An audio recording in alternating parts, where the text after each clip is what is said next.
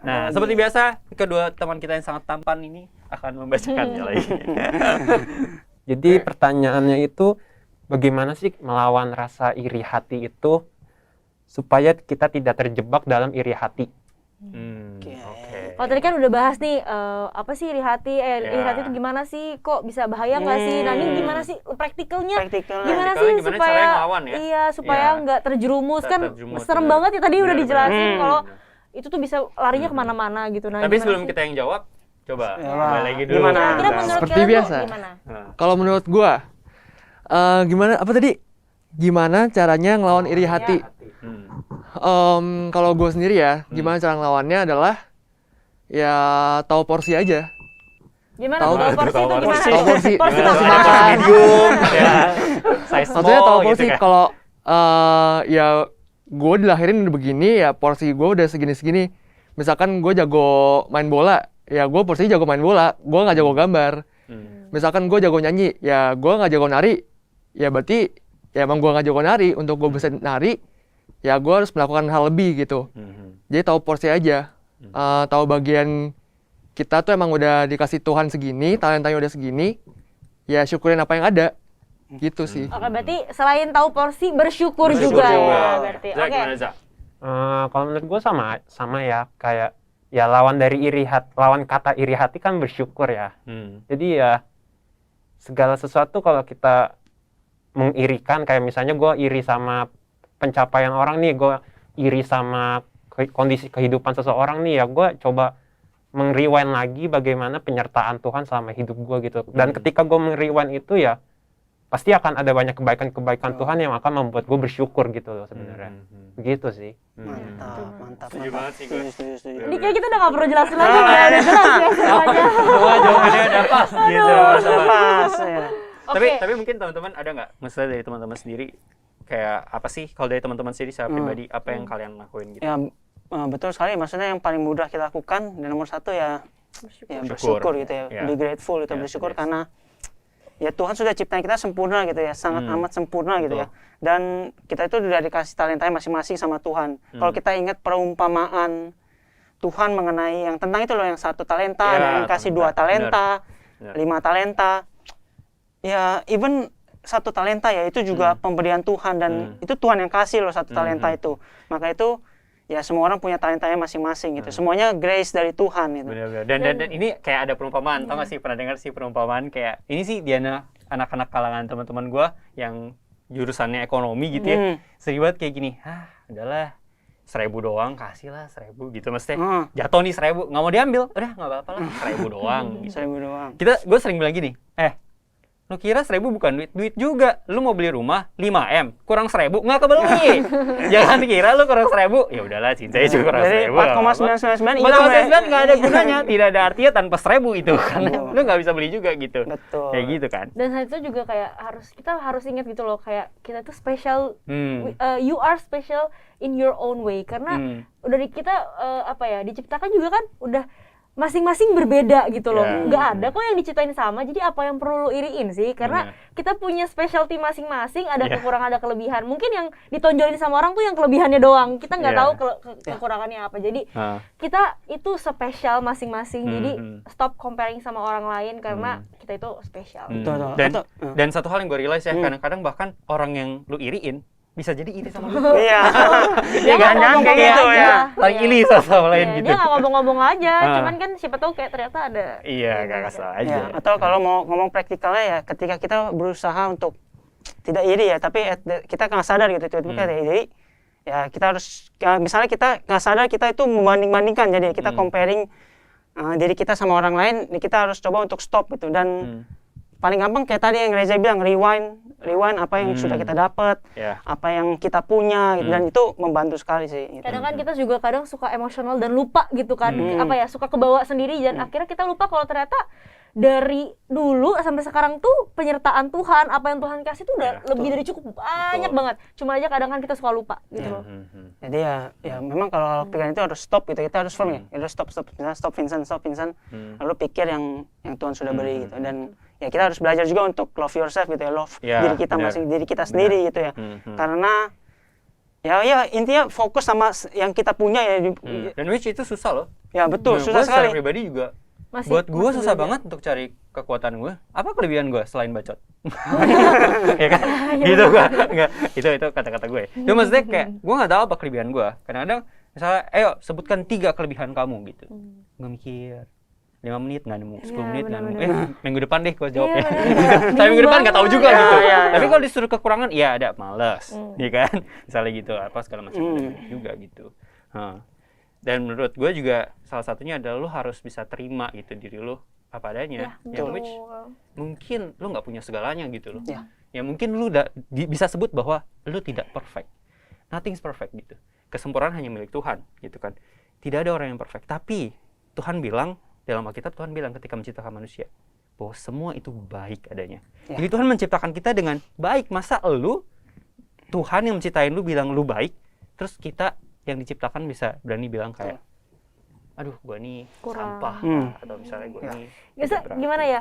Gimana orang tua aja kita sedih kalau dengar kita Iya, kayak, bener. gimana Tuhan yang ciptain Gimana Tuhan kita yang- udah Bener. dia ngomong loh kita itu baik adanya, Baik tapi kita adanya. ngomong kita tuh sampah atau Sampah, apa gitu kan, bener. maksudnya Tuhan pasti sedih gitu Iya. loh dengernya. Benar-benar. Aduh. It doesn't mean kita terlepas dari itu semua ya. Iya. Maksudnya Betul. kita juga masih belajar Betul, gitu. betul, Kita masih juga belajar. masih berusaha untuk mengapresiasi gitu. Dan kadang-kadang satu hal yang gue sadari gue sendiri ya sebenarnya kayak ya gue susah banget untuk appreciate achievement kecil yang gue punya gitu. Kadang-kadang kita selalu melihatnya hal yang besar. Pokoknya gue achieve-nya harus apa? Punya Lamborghini. Harusnya harus apa? Punya kuda misalnya gitu kan. Padahal lu punya achievement kecil yang mungkin lu bisa celebrate itu gitu. Betul. Misalnya lu udah nggak ngompol, lu harus celebrate gitu loh. Lu bayangin kalau dari umur 1 sampai umur 25 masih ngompol, coba. Bayangin itu nyuci spray susah loh. Lu harus injek-injek dulu kan susah gitu loh. Pemborosan pempek. Ini analoginya di luar sekali ya, di luar Ya, cuma imajinasi. simpelnya Cuma kurang lebih simpelnya kayak betul. gitu. Iya. Dan tadi betul ya, kayak memang sulit dilakukan dan salah satu dari gua sendiri yang sulit dilakukan itu ya, ada salah satu pembina gereja, pembina ya, remaja gitu ya. Gua dengar dari dia, ya paling mudah adalah ya hitung berkatnya satu persatu. Ini sama kayak tadi ya, rewind yang Ya. sudah kita dapat. Tapi ya mari kita belajar untuk ingat gitu ya, name it, maksudnya namain, maksudnya ya terima kasih udah bangun pagi, terima kasih kalau lu turun dari ranjang ya, napak lantai lu masih punya kaki 2, Iya. lu Lu masih nggak bisa, melayang, ya lu kan? nggak melayang, lu punya duit untuk makan, lu punya Iya, duit untuk isi bensin. Benar. As simple as that gitu, even the smallest thing, ya be grateful for that gitu. Kita harus belajar untuk gue sendiri ya. Gue pengen banget belajar untuk bilang cukup.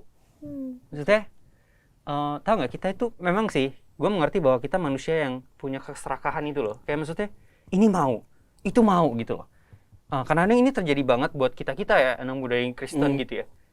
Ditawarin pelayanan ini, iya, boleh, ayo, gas gitu. Pelayanan itu, iya, gas. Padahal dia nggak mikir. Ya. Itu tuh misalnya jam 8 sampai jam 10 gitu ya.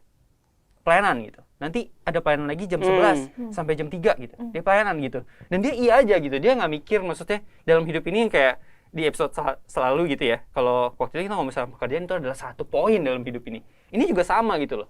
Lu punya kehidupan lain yang Tuhan sebenarnya nggak pengen lu dalam tanda kutip suci di gereja doang atau suci di tempat ibadah lu doang gitu loh. Karena Tuhan malah pengen the whole your life itu memancarkan kasih Kristus Tuhan. Ya kan? Itu yang Tuhan mau. Jadi menurut gue dalam segala hal gue ngerasa gue sendiri gitu, gue masih harus banget belajar untuk udah deh, enough deh, Ya.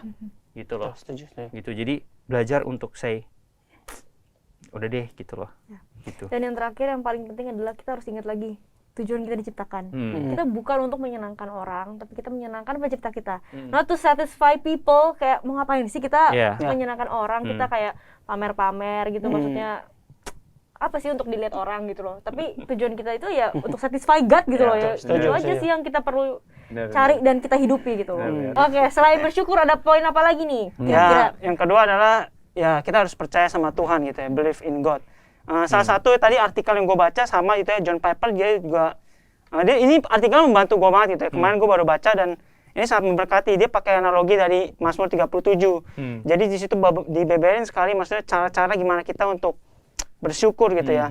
Ya untuk trust in the Lord, lalu berbahagia dalam Tuhan. Lalu sebenarnya dia di artikel itu dia ada jelasin satu cerita yang menurut gua lumayan kena gitu ya. Dia pakai analogi ini loh yang 5 roti dan 2 ikan, tau nggak yang kita sering dengar banget dulu ya. Iya. Jadi kan waktu itu kan memang murid-murid sama Tuhan Yesus kan lagi baik tuh sama berapa ribu orang ya. Dan waktu itu ada satu anak kecil yang show up dan dia hanya punya 5 roti dan 2 ikan. Lalu John Piper ajak pembaca untuk imagine the little kid saying to God bahwa ya don't make me feel bad. Jadi dia kayak seakan-akan dia cuma punya 5 roti dan 2 ikan, mau apa lagi gitu. Dan dia gambarin anak kecil itu kayak kita. Jadi seakan-akan kita itu hanya punya 5 roti dan 2 ikan, yang which mean mungkin ya kita punya motor 5 roti dan 2 ikan itu kita ganti dengan kita punya rumah, kita punya anak-anak, kita punya orang tua, kita punya laptop, kita punya handphone, kita punya baju gitu. Dan kadang itu tidak cukup gitu. Dan kita serasa mau lebih gitu. Dan apa yang dilakukan anak kecil itu? Ya anak kecil itu akhirnya Tuhan suruh untuk ambil 5 roti dan 2 ikan itu, dan akhirnya Tuhan gandakan gitu. Ini seakan-akan kasih tahu kita bahwa ya lu kasihlah 5 roti dan 2 ikan itu. Lu kasihlah semua apa yang lu punya ke Tuhan, dan ya Tuhan akan multiply itu gitu. Terserah Tuhan yang akan pakai. Betul. Bersalah sama Tuhan dan percaya sama Tuhan. Dan jadi kadang-kadang kita berpikir bahwa dengan kekurangan kita itu ngebuat kita nggak bisa dipakai sama Tuhan kadang-kadangnya. Dan gue suka banget sih sama perumpamaan itu, karena menurut gue itu banyak hal sekali yang kita bisa pelajari gitu loh. Tuhan maksudnya adalah gini loh. Kadang-kadang kita juga ngerasa kekurangan kita itu selain menjadi iri, jadi rendah diri juga, terus tidak bersyukur itu kan. Jadi tidak bersyukur juga dengan apa yang kita punya gitu, dan akhirnya kita ketika orang menawarkan untuk melayani, untuk jadi berkat buat orang lain, kita nggak mau karena kita ngerasa kita kurang. Mungkin kadang-kadang Tuhan pengen bilang gini loh dengan 5 roti dan 2 ikan itu ya, Tuhan gue nggak minta banyak-banyak kok. Gue nggak minta lu cari ke kota lain, beli yang lebih mahal, beli yang lebih banyak untuk 5.000 orang, enggak. Gue cuma minta lu kasih gue 5 roti dan 2 ikan. Apa yang lu punya sekarang? Apa yang lu punya sekarang kasih ke gue. Dan biar gue yang bekerja di dalamnya gitu loh. Betul. Biar gue yang pakai gitu loh. Biar gue pakai apa yang lu punya sekarang untuk jadi berkat buat 5.000 orang ini gitu loh. Jadi gue benar-benar I love this story gitu loh. Kayak benar-benar bagus banget ceritanya. Jangan ragukan kekuatan Tuhan sih. Iya, Ya, benar. Dan selain itu, tadi poin kedua adalah percaya sama Tuhan, dan yang terakhir juga ini salah satu yang penting ya adalah kita punya komunitas. Komunitas itu penting. Circle lingkungan kita itu sangat-sangat mempengaruhi. Kayak apa ya? Banyak banget cerita juga aku di kuliahan ya, kayak punya lingkungan yang toksik itu tuh benar-benar mempengaruhi kita banget, karena setiap hari kita berinteraksi sama dia. Pola pikir juga akan jadi kita jadi terpengaruh gitu loh. Kayak contoh kayak misalnya ada kan teman yang kayak misalnya kita lagi ngelakuin apa gitu kayak sorry banget kayak kok lu goblok sih ya gitu aja, masa nggak bisa walaupun bercanda ya, walaupun bercanda, tapi kan kalau kayak gitu lama-lama kita kayak ngerasa jadi kayak kok gue goblok ya ternyata ya, kok gue bego banget ya. Berbeda dengan yang kayak positif gitu. Nah penting banget untuk kita punya komunitas yang bangun, salah satu itu di gereja. Apa ya, menurut aku tuh bukan cuma yang positif tapi punya landasan yang kuat di dalam Tuhan. Karena positif itu nggak, positif aja tuh nggak cukup, tapi harus apa ya, berdasarkan sama komunitas Tuhan gitu, gereja itu sendiri. Karena saling kita sama apa ya, kita manusia punya kelemahan masing-masing, dan kita tuh dalam satu komunitas itu kita saling melengkapi. Kita kekurangan saling mendukung, saling support, saling. Jadi apa ya, ketika kita jatuh ada yang topang gitu loh. Jadi apa ya, ketika kita ngerasa kurang, ada yang saling doa bareng, kayak inget lagi Tuhan punya banyak berkat buat lo. Terus kadang kita lagi down misalnya kayak aduh kok gue maksudnya nggak sukses terus ya, maksudnya kayak gagal lagi. Mungkin ya ada bisa bantu doa, kasih kekuatan lagi, maksudnya ayo yuk support lagi yuk, bisa lu pasti Tuhan punya rencana yang baik. Itu tuh menurut aku sih penting banget untuk bisa apa ya, set our mind tuh ini sih.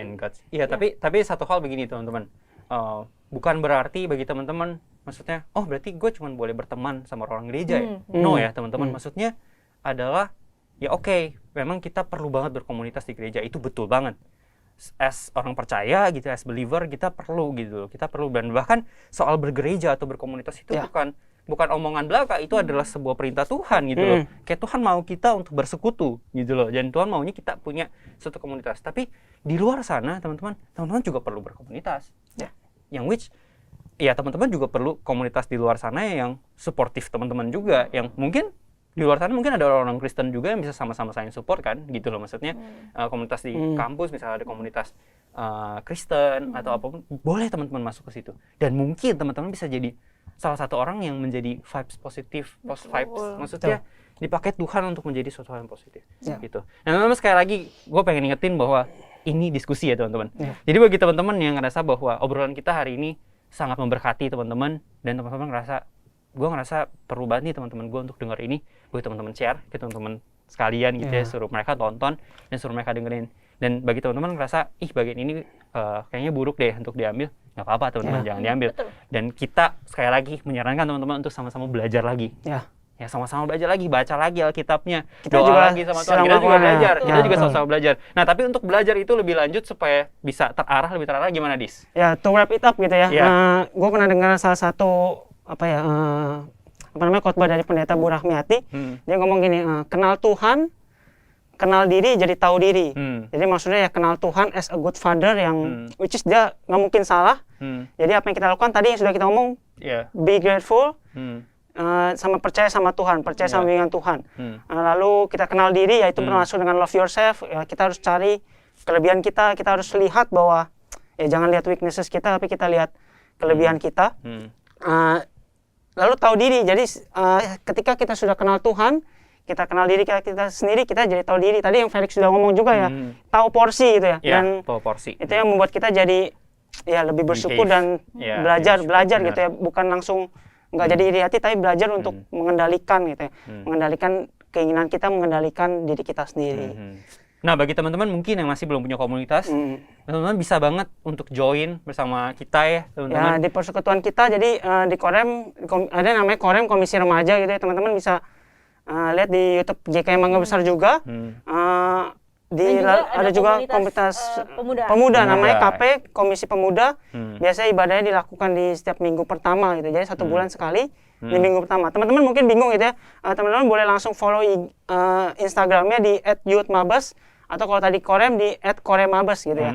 Nanti ada di bawah ini, mungkin bisa dicantumin. Ya mungkin teman-teman masih banyak yang ragu, kayak aduh masa sih gue masuk tiba-tiba gitu, gue siapa gitu dan segala macam. Teman-teman it's okay, nggak apa-apa. Kita akan temenin teman-teman di sini di acara ini bersama-sama di Obral. Kita bisa diskusi. Teman-teman mungkin ngerasa malu untuk diskusi di tempat yang real life sama orang lain. Teman-teman komen aja, komen yang positif di bawah, atau enggak misalnya untuk bulan depan di minggu-minggu berikutnya akan ada kita kasih form untuk teman-teman bisa bertanya. Itu adalah salah satu cara teman-teman bisa berkomunitas sama kita juga, ngobrol juga, sama kita.